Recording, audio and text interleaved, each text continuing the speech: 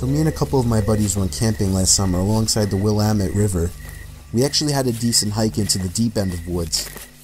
We did some night fishing, listening to music, and basically drank to the point where everything was funny later in the night. I would guess we finally called it a night somewhere past 2 a.m. I shared a tent with one of my buds while the other two shared another tent. We heard them laughing about something. At first we laughed at the sound of their laughing, but it soon got annoying and we yelled for them to shut up. One of them responded, "It isn't us." I sat up, startled at the response. I came to realize that it was the sound of only one person laughing, and it didn't sound like either one of my friends. Even in my drunk state, I realized how odd it was for somebody to be out this far in the woods so late at night. The laughing gradually got closer and louder to our campout. My friend shot up and looked at me with a worried look on his face. I heard my other friends scream over to us that they were getting freaked out.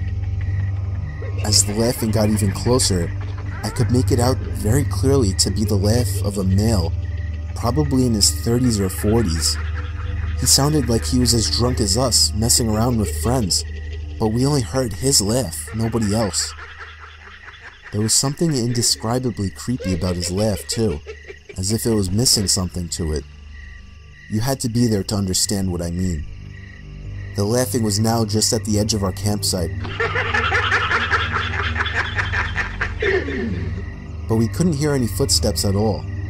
Now that may not seem like a big deal. It was impossible to move through that without making noise. And finally, all of a sudden, the laughing stopped completely. We had no idea where whoever that was standing, as he hadn't made a single stepping sound. We sat there in silence looking at each other. My friend was clearly freaking out, but he was keeping it together the best he could. Finally, something broke the silence. The sound of something rubbing against the cottony fabric of the tent.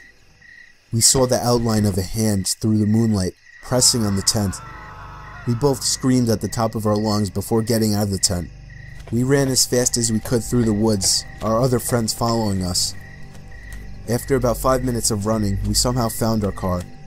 I actually puked from running so much before taking the wheel. I don't condone drinking and driving, but I still believe we were just in this situation. By far the most horrific experience of my life. No idea who or what the hell that was, or what they wanted.